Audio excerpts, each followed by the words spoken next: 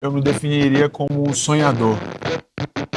Como un profesor de matemáticas decidió entrar al vale tudo y darse porradas. Vamos, nerd. Nerd, exatamente. ¿Qué te diferencia en cuanto al campeón a ti? ¿Cuándo crees que tendrás el cinturón en el hombro? Eu, em 2025, até o final de 2025. Muy buenas a todos, yo soy Doberdan. Seguimos, ya estamos a punto de terminar la aventura brasileña. He venido al Fighting Nerds para conocer un poquito más a este equipo y en concreto conocer a la gran persona que hay detrás de este gran luchador. Creo que todo el mundo lo conoceréis, pero por si acaso, en esta entrevista vamos a conocer la persona que hay detrás de The Natural, la persona que hay detrás del luchador. Vamos a hablar un poquito de su pasado, de su presente y de su futuro. Pero antes de nada, muchísimas gracias, hermano. Obrigado, estamos juntos. Muitas graças.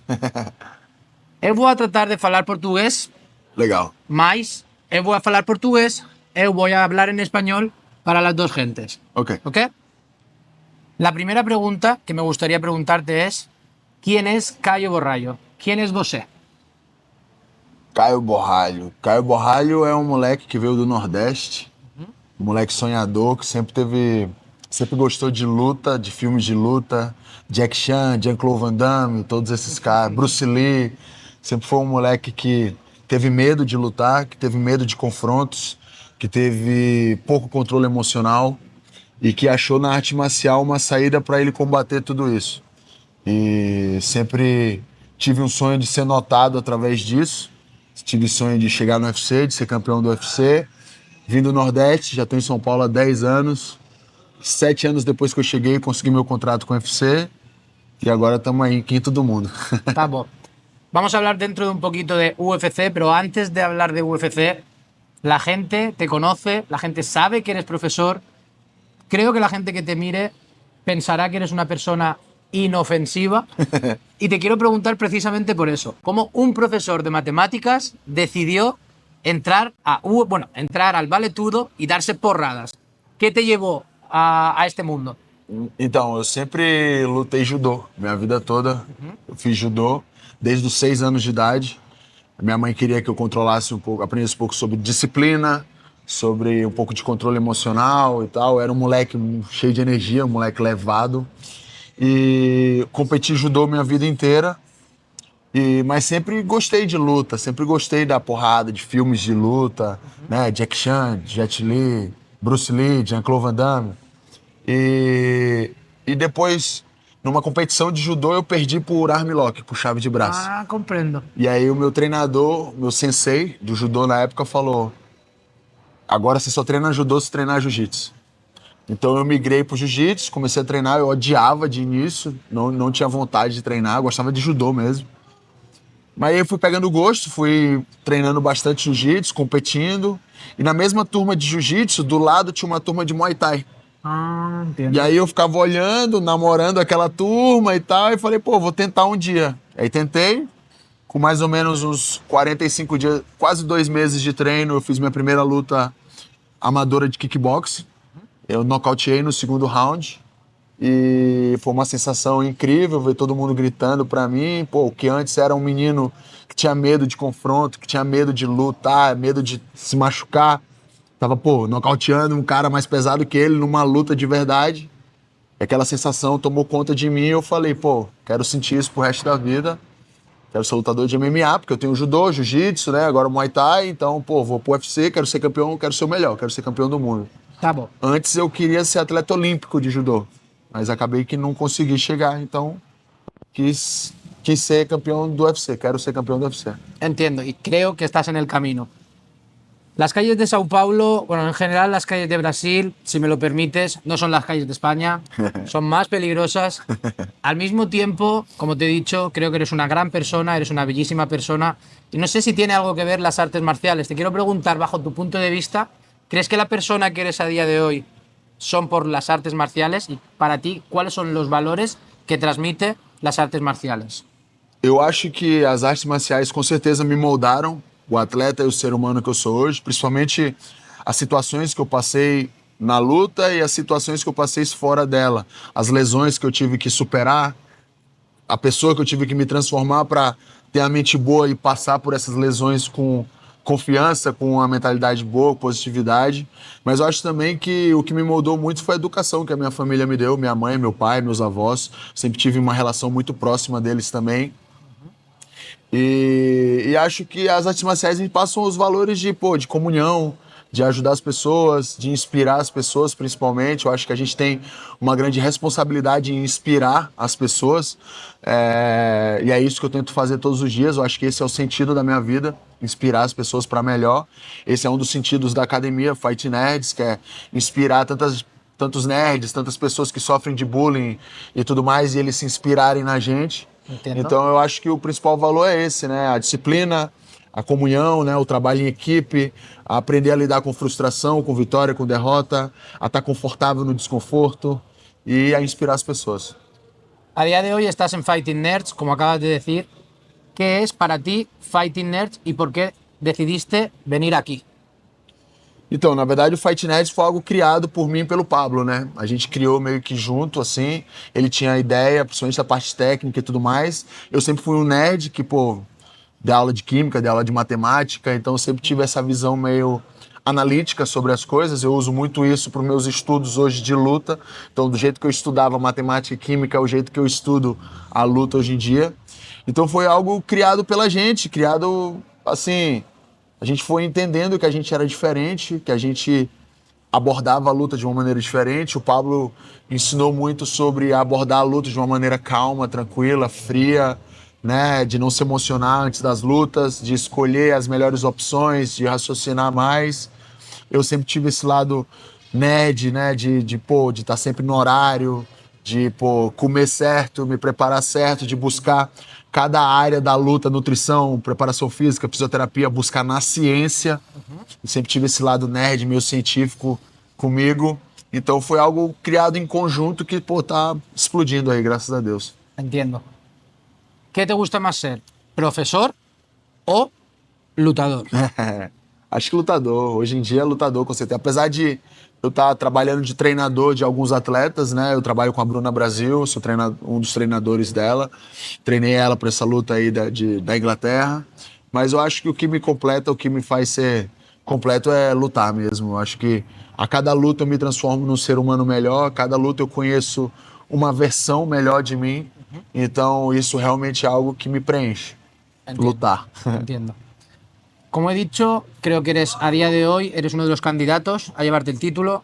Estás invicto dentro de UFC, pero antes de entrar en UFC peleaste 2 veces en el Contenders. La primera vez que ganaste tu pelea y no conseguiste el contrato, ¿qué se te pasó por la cabeza? ¿Qué pensaste?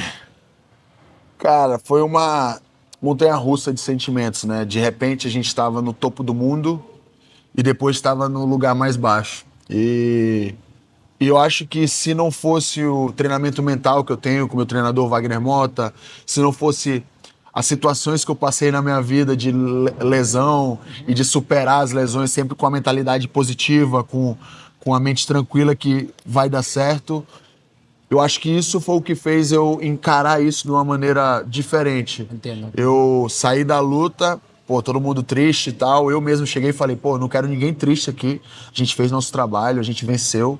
Isso é algo muito grande para quem sai lá do Nordeste, para quem tá aqui em São Paulo e quer uma chance, trabalha por 7 anos para querer uma chance. Chegou lá, venceu a luta contra um cara que tava de favorito.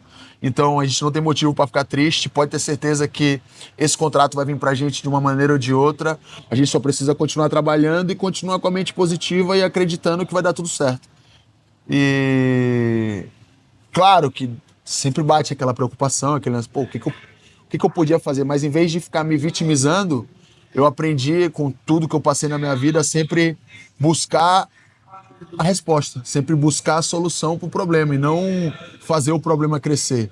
Na verdade, eu quero diminuir o problema para crescer as soluções. Entendo. Então, quando eu saí da luta, eu já fui perguntando pro meu empresário o que a gente tinha que fazer, como a gente iria agir depois disso, né? Se ficava nos Estados Unidos, se vinha para cá, o que faria.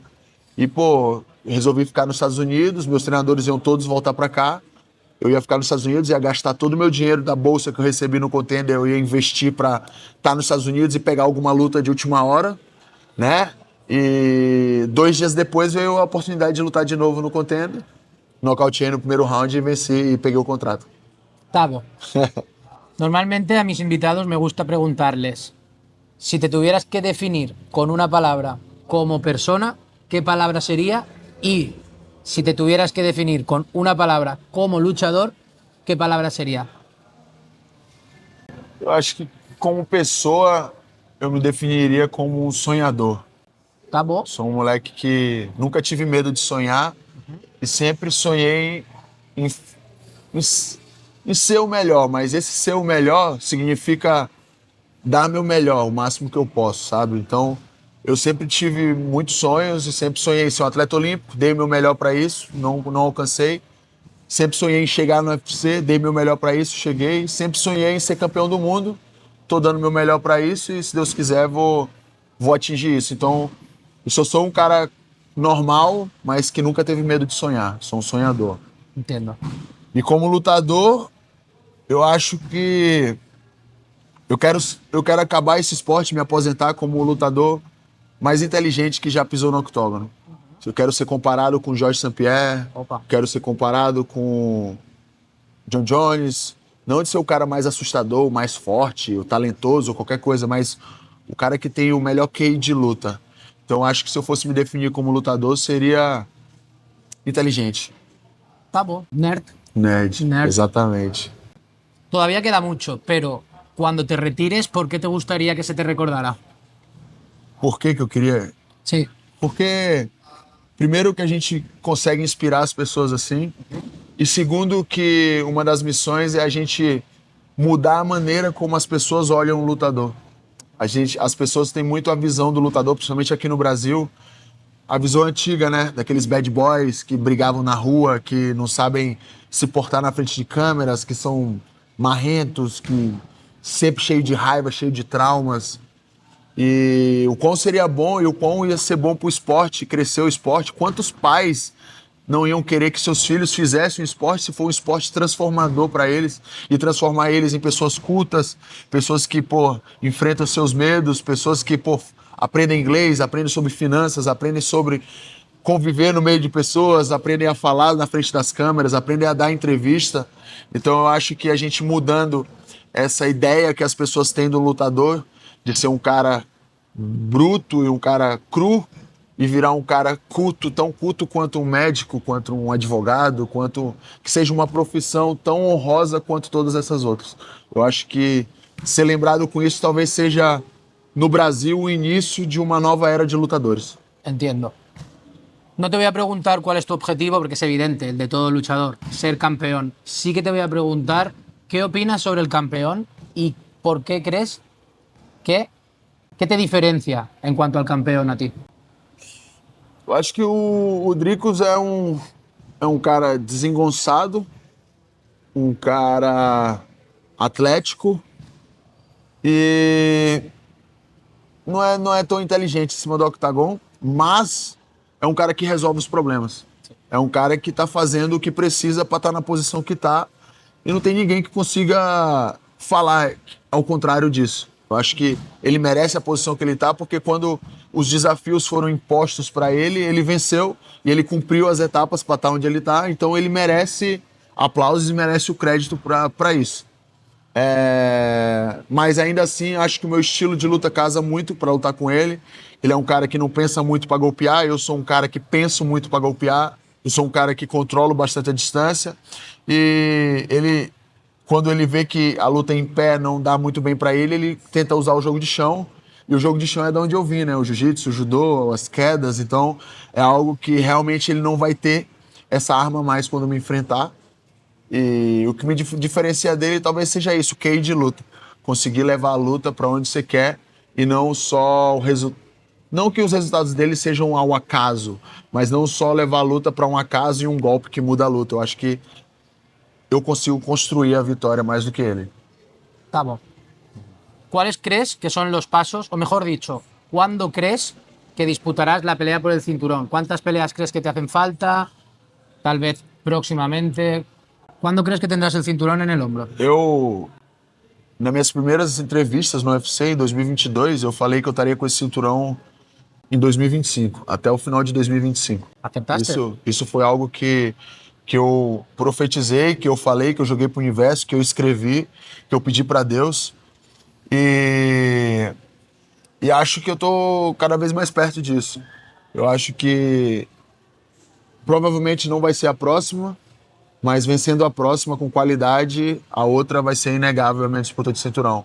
Isso são palavras do próprio Hunter, dos próprios diretores ali do UFC, falaram que, pô, vai fazer mais uma luta divertida e depois já é cinturão. Então, no meu novo contrato eu já tenho cláusulas de cinturão e acho que tô a uma luta aí do cinturão e a profecia, o que eu joguei pro universo, escrevi, pedi para Deus, vai se cumprir até o final de 2025. A gente vai estar com esse cinturão na parede aqui da academia.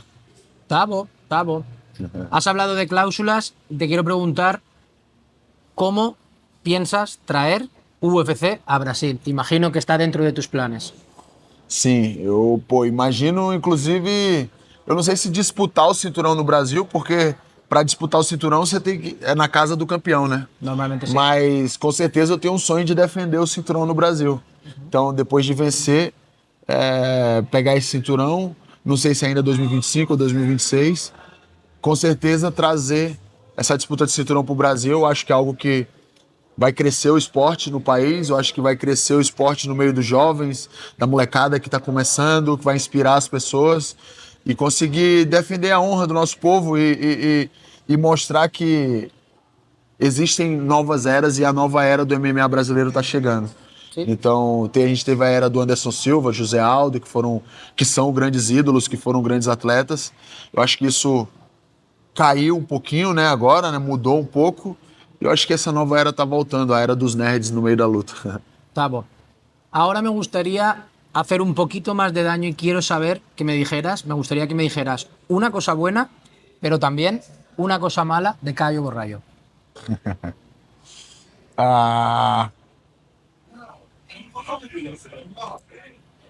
Eu acho que é a mesma coisa. Eu sou um cara muito metódico. Muito. Não sei se a perfeccionista é a palavra certa, mas eu sou muito metódico. Eu gosto das coisas feitas do jeito que eu acho que tem que ser feitas. Isso às vezes é muito bom, porque eu consigo ótimos resultados com isso. Mas às vezes é ruim porque causa alguns atritos com as pessoas que trabalham comigo. Então eu quero que elas façam do jeito que eu faria.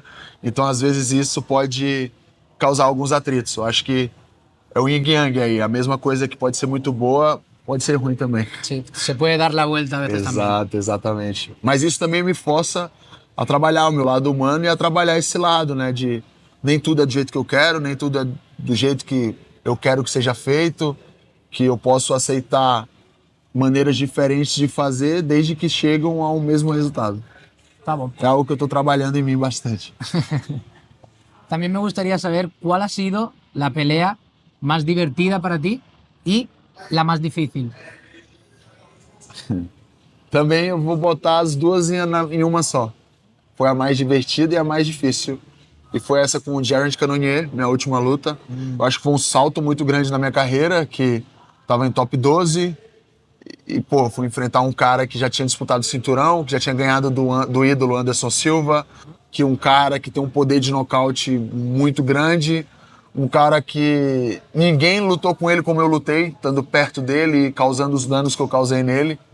Então foi uma luta muito divertida para mim, divertida no quesito de, pô, eu realmente consegui aplicar o que eu venho treinar ali, então, pô, foi como um videogame ali, eu tava me divertindo, mas também com muita noção do perigo que eu tava correndo ali, perigo de vida, perigo ali de ser nocauteado, porque era um cara alto nível, um salto do top 12 pro top 5 do mundo, os melhores do mundo, então com certeza foi a luta mais difícil, eu tive que me manter na estratégia o tempo todo, eu tive uma estratégia perigosa de me manter perto dele, que ninguém tinha feito isso, então eu surpreendi ele com isso, mas ao mesmo tempo eu corria perigo, mas ao mesmo tempo foi divertido porque eu consegui provar para todo mundo que eu não sou só um grappler, que eu sou um ótimo striker também, Eu não entrei queda, eu entrei em uma queda no quinto round só na luta e foi só pra enganar ele ali.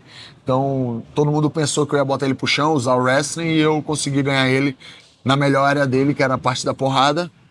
E foi realmente a luta que elevou meu nível, que fez eu conhecer um Caio que eu ainda não conhecia, que fez eu destravar novas habilidades em mim e realmente me fez um ser humano e um atleta melhor.